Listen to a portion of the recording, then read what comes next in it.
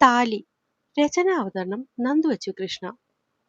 വൈകുന്നേരത്തെ ക്ലാസ് കഴിഞ്ഞ് നേരെ പോയത് നിവിയെ കാണാനായിരുന്നു. നിവി, നിവേദ്. +2 കാലയളവിൽ കിട്ടിയ സൗഹൃദം. അവിടുന്ന് പിരിഞ്ഞ് പിന്നെ പലതും പഠിച്ച് ഇവിടെ വരെ എത്തിയെങ്കിലും ഇന്നും സൗഹൃദം എന്ന് വിളിക്കുമ്പോൾ അവന്റെ മുഖം മാത്രമേ ഓർമ്മയിലുള്ളൂ. ശ്രീകുട്ടിയുടെ എഞ്ചിനീയറിംഗ് കോളേജിലെ സാറാണ് നിവി ഇപ്പോൾ. അവൻ അവിടെ പഠിപ്പിക്കുന്നത് കൊണ്ട് മാത്രമാണ് ശ്രീകുട്ടിയെ അവിടെ ചേർത്തത് തന്നെ. കാരണം വേറെ എവിടാണെങ്കിലും അവൾ ഈ കോഴ്സ് മുഴുപ്പിക്കണമെന്ന് അത്രയ്ക്കും ഉറപ്പായിരുന്നു തനിക്ക്. അവളുടെ ഒരു തടികട പരിപാടികളും നിവിയുടെ മുന്നിൽ ചെലവാകില്ല. അതുകൊണ്ട് തന്നെ ശ്രീകുട്ടിക്ക് നിവിന്ന് കേൾക്കുമ്പോൾ ചേകത്താന് കുരിശ് കാണും പോലെയാണ്. ശ്രീകുട്ടൻ ആ ഓർമ്മയിൽ വന്നണഞ്ഞ ചിരിയോടെ കോഫി സിപ്പ് ചെയ്ത് കുടിച്ചു. എന്തുപറ്റി? വാദ്യാരി വലിയ സന്തോഷത്തിലാണല്ലോ. പുറത്തു വന്നൊരടിയും തന്ന് മുന്നിലെ ബെഞ്ചിലേക്ക് ഇരിക്കുമ്പോൾ നിവിയും സന്തോഷത്തിലാണെന്ന് തോന്നി അവന്. ഒരു സന്തോഷവുമില്ല, ഞാൻ ചുമ്മാ. എന്നാലും നിവിയൊന്ന് പുരികം ചുളുക്കി. വെറുതെ ഇരുന്നപ്പോ നിന്നെ ശ്രീമോളെയും പറ്റി ആലോചിച്ചതാ ചെറുക്കാ.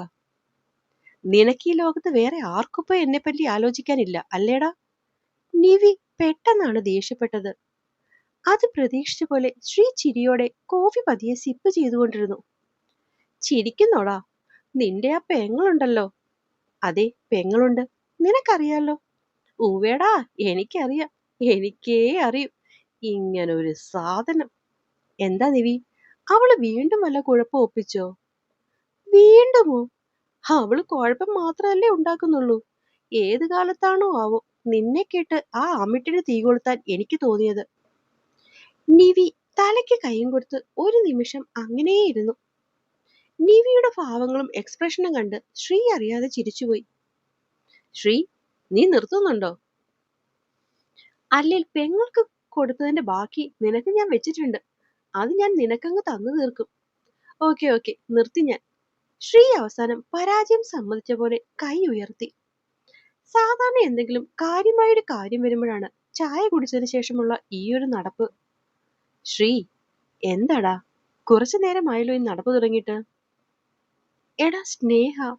സ്നേഹി എനിക്ക് മനസ്സിലാവുന്നില്ല നിവി. ഏ, ആണോ? നിവി മുന്നിലേക്ക് നടന്നുകൊണ്ടിരുന്ന ശ്രീയുടെ കൈക്ക് പിടിച്ചു നിർത്തി ചോദിച്ചു. നീ എന്താ അങ്ങനെ ചോദിച്ചേ നിവി? സത്യമാണ് പറഞ്ഞത്. ശരിക്കും എനിക്ക് അവളെ മനസ്സിലാകുന്നില്ല. ഇത്രയും നാളും ഞാൻ കണ്ടതും അറിഞ്ഞതുമായ സ്നേഹയിൽ നിന്നും വളരെ വ്യത്യാസമുള്ള ഏതോ ഒരാൾ. അങ്ങനെയാണടാ ഈ 3-4 ദിവസമായി എക്സ്പീരിയൻസ് ചെയ്യുന്നത്. എനിക്കാകെ ഭ്രാന്ത് പിടിക്കുന്നു. ശ്രീ നിവിനെ നോക്കിയത് പറയുമ്പോൾ അവൻ എത്രമാത്രം മാനസിക പിരിമുറുക്കത്തിലൂടെയാണ് പോകുന്നതെന്ന് നിവിക്ക് നന്നായി മനസ്സിലാക്കാൻ സാധിക്കുന്നുണ്ടായിരുന്നു. ശ്രീ, എന്താടാ? അറിയില്ല നിവി, എല്ലാവർക്കും വല്ലാത്ത മാറ്റം. നീ ഇവിടെ ഇരുന്നേ ശ്രീ. എന്നിട്ട് എന്താ നിന്റെ മനസ്സിലൂടെ ഇപ്പൊ പോകുന്നതെന്ന് ഒന്ന് വ്യക്തമായി പറഞ്ഞു താ എനിക്ക്. ഇന്നലെ വരെ നിന്നോട് പറഞ്ഞതൊക്കെ ഉള്ളടാ, അല്ലാതെ പുതിയതായിട്ടൊന്നുമില്ല. പക്ഷെ ഓരോ ദിവസം കഴിയുമ്പോഴും പ്രശ്നങ്ങൾ പിന്നെയും പിന്നെയും കൂടുന്ന പോലെ. ഒന്നും എന്റെ കൈപ്പിടിയിൽ ഒതുങ്ങി എന്നെ അനുസരിക്കാത്തത് പോലൊക്കെ തോന്നടാ. തീർത്തും നിസ്സഹായതയായിരുന്നു അവന്റെ ആ വാക്കുകളിൽ. നാരായണേട്ടന്റെ ചായക്കടയിൽ വിളക്ക് തെളിഞ്ഞു. അതിന്റെ പ്രകാശം അവരിയ്ക്കുന്ന പാറപ്പുറത്തേക്കും വന്ന് തട്ടി മാറുന്നുണ്ട്. എന്റെ ഒരു അഭിപ്രായത്തിൽ ശ്രീ, നീ ഈ പ്രശ്നത്തിനെ അതിന്റെ വഴിക്ക് അങ്ങ് വിട്. ഇതിനെപ്പറ്റി മാത്രം ചിന്തിച്ച് നടക്കുന്നതുകൊണ്ടാ നിനക്ക് എന്നും എന്നും പുതിയ പുതിയ പ്രശ്നങ്ങളായിട്ട് ഓരോന്നിങ്ങനെയൊക്കെ തോന്നുന്നത്. നിവി, സത്യം ശ്രീ, നീ ആദ്യം അവളെ സ്നേഹിച്ചു, പിന്നെ വേണ്ടെന്ന് വെച്ചു. ഇപ്പൊ പിന്നെ ദാ ഒന്നുമില്ലാത്ത പോലെ ഇങ്ങനെയും. എടാ നിവി, അവളോട് ബ്രേക്കപ്പ് പറയും വരെ ഞാൻ എന്റെ കാര്യത്തിൽ വളരെ ക്ലിയർ ആയിരുന്നടാ. പക്ഷെ അതിന്റെ ഇടയ്ക്ക് അവളുടെ പെട്ടെന്നുള്ള വരവും അമ്മയുടെ ഇതുവരെ ഇല്ലാതിരുന്നൊരു സപ്പോർട്ടും എനിക്കുണ്ടല്ലോ. എനിക്ക് ആ ആലോചനയിൽ പോലും ശ്രീ തല ഉടഞ്ഞു. ശ്രീ, നിന്റെ ശരിക്കുള്ള പ്രശ്നം എന്താണെന്നറിയാമോ? മുന്നിൽ നിൽക്കുന്നവൻ നിവിക്ക് അഭിമുഖമായി അവന്റെ മുന്നിലേക്ക് വന്നിരുന്നു. നീ ആദ്യം സ്നേഹയെ ഇഷ്ടപ്പെടാൻ തുടങ്ങിയത് തന്നെ അവളുടെ ബോൾഡ് ക്യാരക്ടറും ഇൻഡിപെൻഡന്റ് രീതികളും കണ്ടിട്ട് തന്നെയല്ലേ? പോകെ പോകെ അവളുടെ ഇതേ സ്വഭാവങ്ങൾ നിനക്ക് പ്രശ്നങ്ങളാകാൻ തുടങ്ങി. നിവി ഒന്ന് പറഞ്ഞു തുടങ്ങിയതും ശ്രീ അവനെ ഇടയ്ക്ക് വെച്ച് നിർത്തിച്ചു. അങ്ങനല്ലല്ലോ നിവി, ഇപ്പോഴും അവളുടെ നീ പറഞ്ഞ സ്വഭാവങ്ങളൊക്കെ എനിക്ക് ഇഷ്ടം തന്നെയാണടാ. പക്ഷെ ഞാനെന്നൊരു വ്യക്തി അവളുടെ ജീവിതത്തിൽ ഇല്ലാത്ത പോലെ അല്ലെങ്കിൽ പൂർണ്ണമായും അല്ലെങ്കിൽ മനഃപൂർവ്വമായും അവഗണിക്കപ്പെടുന്നു എന്ന് തോന്നിയപ്പോഴല്ലടാ ഞാൻ ഇങ്ങനെയൊക്കെ റിയാക്ട് ചെയ്യാൻ തുടങ്ങിയത്. ഹും നിവി അത് ശരിവെക്കും പോലെയും തലയാട്ടി. നിനക്കറിയാലോ നിവി, അവൾ എന്താന്ന് പറഞ്ഞതെന്ന്. എന്റെ 1 മാസത്തെ ശമ്പളം അവളുടെ ഒരു നേരത്തെ കോഫി ബില്ല് പോലും കുടിക്കാൻ തികയില്ലെന്ന്. എന്തിനേറെ എന്റെ സെൽഫ് റെസ്പെക്ടിനെ പോലും അവൾ ചോദ്യം ചെയ്തില്ലടാ. അത്രയും കേട്ടപ്പോഴല്ലടാ ഞാൻ ഒക്കെയും വേണ്ടെന്ന് പറഞ്ഞ് തിരിഞ്ഞു കിടന്നേ. എന്നിട്ടിപ്പോ ശ്രീ ഒന്ന് അണച്ചു. എന്നിട്ടിപ്പോ എന്താടാ ശ്രീയെ? എന്താന്ന് എനിക്കറിയില്ല. എനിക്കാകെ നിനക്കറിയില്ലേ, ഒക്കെ വേണ്ടാന്ന് വെച്ചെടുത്ത് നിന്ന് തിരിഞ്ഞു കിടന്ന എന്നെ അമ്മ ഒറ്റ ഒരാളുടെ ഉപദേശമാണ് പിന്നെയും അവളെ കേൾക്കാൻ പ്രേരിപ്പിച്ചത്. അതിപ്പോ ഇങ്ങനെയുമായി. അമ്മ ഒറ്റ ഒരാളെ ഈ പ്രശ്നം മുഴുവൻ ഉണ്ടാക്കിയത്. ശ്രീയുടെ മുഖത്ത് നിമിഷ നേരം കൊണ്ട് ദേഷ്യം ആളി. എടാ, ഇവിടെ നീ ഇപ്പോ സതിയമ്മ കാരണമാണ് ഇങ്ങനെയൊക്കെ ഉണ്ടായെന്നാണോ സ്ഥാപിക്കാൻ ശ്രമിക്കുന്നത്? ഏ അപ്പോ അല്ലേ? ആ എനിക്കെന്തോ അങ്ങനല്ലടാ തോന്നുന്നത്. ഇല്ലേ? ഈ തവണ ശ്രീയുടെ കണ്ണുകളിൽ അത്ഭുതമായിരുന്നു. ഇല്ല, അതിനുള്ള കാരണവും ഞാൻ തന്നെ പറയാം. ആ എങ്കിൽ പറയ്. ശ്രീ, നിന്നെ ഈ ലോകത്തിൽ ഏറ്റവും നന്നായി അറിയുന്ന ഒരാളാണ് സതിയമ്മ. അതായത് നിന്റെ ഇഷ്ടവും ഇഷ്ടക്കേടും ഒക്കെ കൃത്യമായി അമ്മയ്ക്കറിയാം. ഒരു പക്ഷെ നിനക്കത് മനസ്സിലായില്ലെങ്കിൽ പോലും അമ്മയ്ക്കത് വ്യക്തമായി അറിയുമെന്നാണ് എനിക്ക് തോന്നിയിട്ടുള്ളത്. അതുകൊണ്ടാകുമല്ലോ സ്നേഹയുടെ ഒരു സ്വഭാവം ഇഷ്ടമല്ലാതിരുന്നിട്ടും അവളേക്കാൾ നല്ല കുട്ടികളെ മോൻ അന്വേഷിച്ചുകൊണ്ടിരുന്നപ്പോൾ പോലും നിർബന്ധം പഠിച്ച് നിന്നെ സ്നേഹയിൽ നിന്നും അകറ്റാതിരുന്നത്. അല്ലേടാ? ശ്രീ അവനെ ഒന്ന് നോക്കി നിന്നു.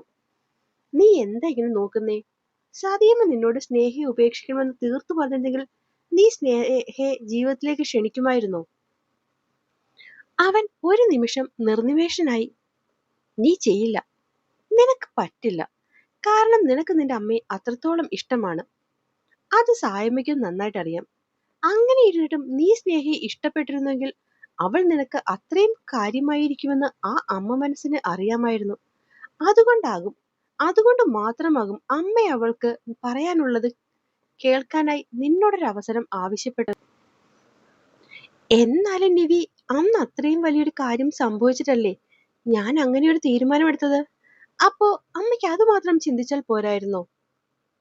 സായമ്മ ചിന്തിച്ചില്ലെന്നാണോ നിന്റെ വിചാരം? ചിന്തിച്ചിട്ടുണ്ടാവും. എന്നിട്ടും നിന്നോട് അങ്ങനെ സ്നേഹയോട് പോയി സംസാരിക്കാൻ അമ്മ പറഞ്ഞിട്ടുണ്ടെങ്കിൽ ഉറപ്പിച്ചോ, അതിന് പിന്നിൽ സോളിഡായ ഒരു റീസൺ ഉണ്ടാകും ശ്രീ. എന്റെ അഭിപ്രായത്തിൽ നീ അമ്മയോട് പഴയ പോലെ സംസാരിക്കടാ.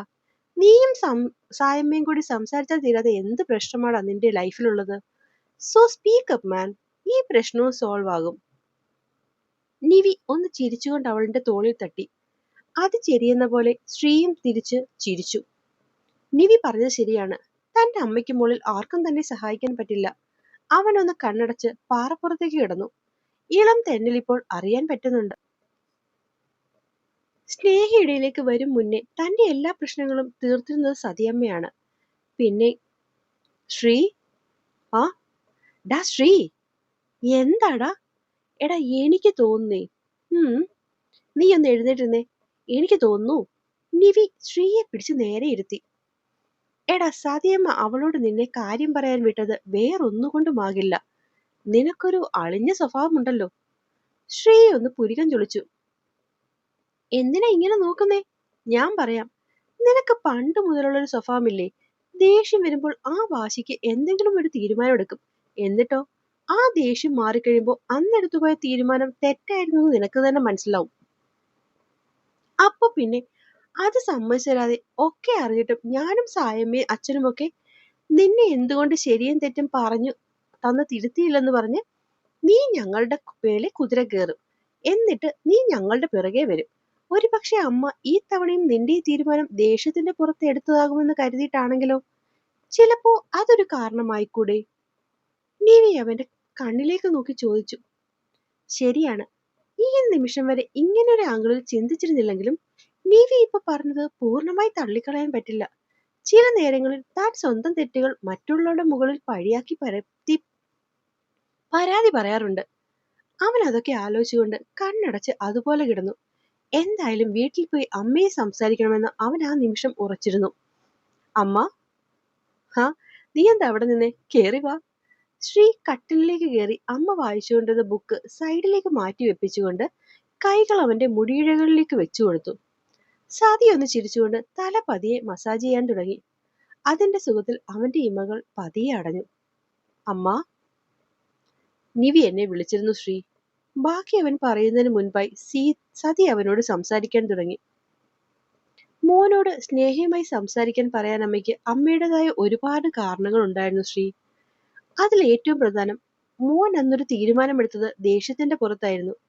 ഉറപ്പായും നിന്റെ ദേഷ്യം വളരെ ജെനുവിനായിരുന്നു എന്ന് അമ്മയ്ക്കറിയാം. എന്നിരുന്നാലും നീ ആ സമയത്തെടുത്ത തീരുമാനത്തിന്റെ ബേസ് ദേഷ്യം തന്നെയായിരുന്നു മോനെ. അത് ശരിയല്ല. ഏതൊരു തീരുമാനവും ആയിക്കോട്ടെ ശ്രീ, അത് നീ എത്ര ശരിയാണെങ്കിലും തെറ്റാണെങ്കിലും അതിന്റെ കാരണം ദേഷ്യം, വാശി, പക, വിദ്വേഷം ഇതൊന്നും ആകരുത്.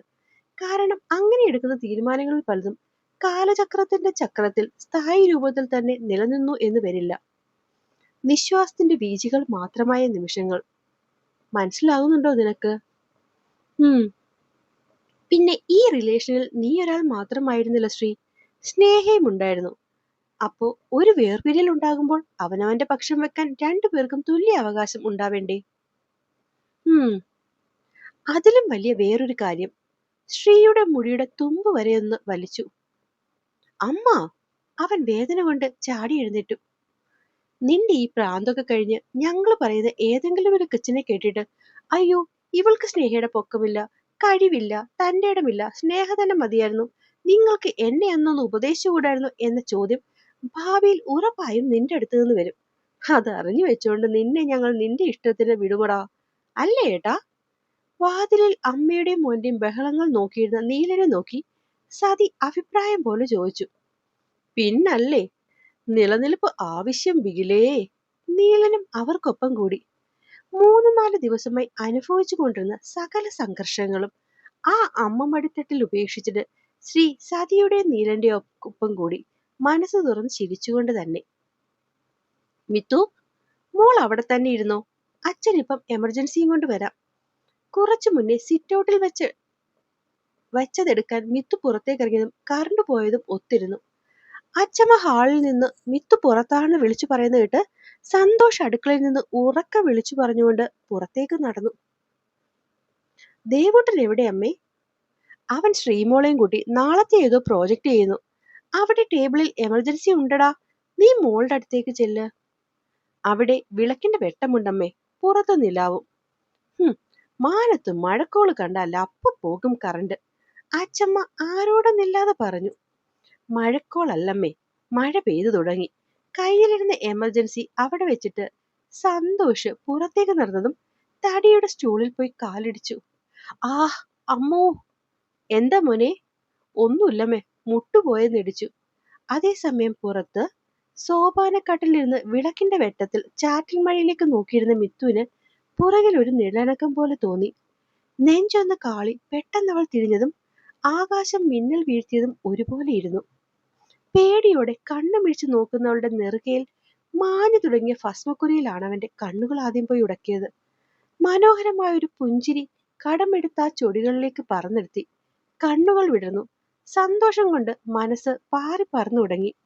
ഭയപ്പാടോടെ ഒച്ചയുണ്ടാക്കാൻ പോയവളുടെ വായി പൊത്തിയെടുത്ത് ചേർത്ത് നിർത്തിയവൻ ഭയം വിളിച്ചോതും വിടർന്ന കണ്ണിലേക്ക് ചെറുതായി ഒന്ന് ഊതി. ഐസ് പോലെ തണുത്തു തുടങ്ങിയ കുഞ്ഞു ശരീരം ഇടത് കൈയിൽ താങ്ങി അല്പം കുനിഞ്ഞ് കാതിൽ നനുത്ത തെന്നൽ പോലെ ആർദ്രമായി പറഞ്ഞു, ഒച്ചയെടുക്കല്ലേ പൂച്ചക്കുട്ടി. അപ്പോൾ എന്നെ വായിക്കുകയും കേൾക്കുകയും ചെയ്യുന്ന എൻ്റെ കൂട്ടുകാർക്ക് കഥ ഇഷ്ടമാകുന്നുണ്ടെങ്കിൽ സപ്പോർട്ട് ചെയ്ത് ഒപ്പം കൂടാൻ മറക്കല്ലേ. നന്ദി.